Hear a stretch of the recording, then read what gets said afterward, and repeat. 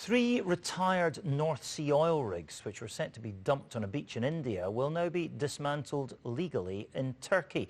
The Ocean Vanguard, Ocean Princess and Ocean Nomad were all detained in the Cromarty Firth by the Scottish Environment Protection Agency for 4 years. The agency stepped in over fears its previous owners, Global Marketing Systems, or GMS, had planned to illegally scrap the rigs in India, where a poorly paid migrant workforce would take the vessels apart by hand.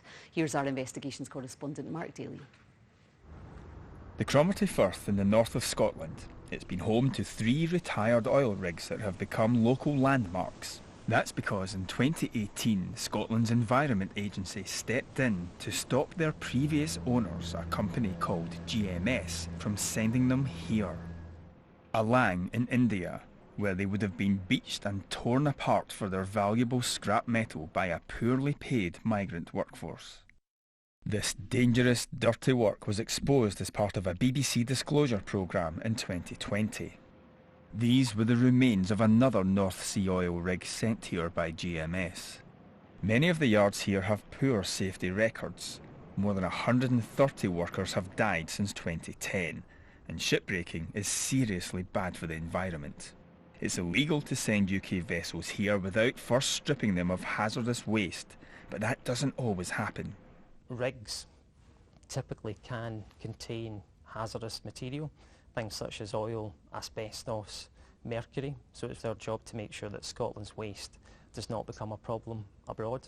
GMS has previously denied owning the rigs or intending to send them to India.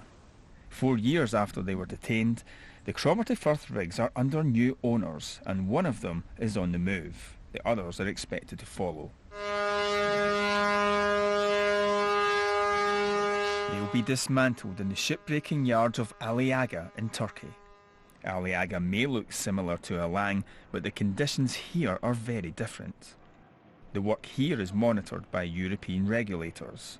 Strict safety rules are designed to protect the environment and human life. Ships are supposed to be dismantled out of the water, which should stop pollution leaching into the sea and soil.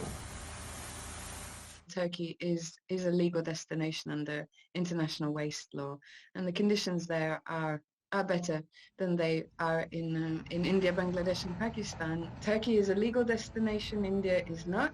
Whilst it might be a legal destination, we do have some concerns that might not be the best destination for these platforms.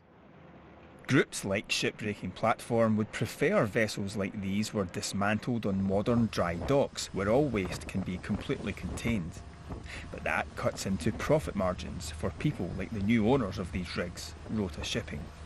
In Turkey, the cut part of the vessels are always on the land, on the concrete floor, which avoids the seawater pollution. Recycling a vessel or a rig in a dry dock is the best possible way to do it, but operationally it's very expensive, and in most of the cases it doesn't make feasible.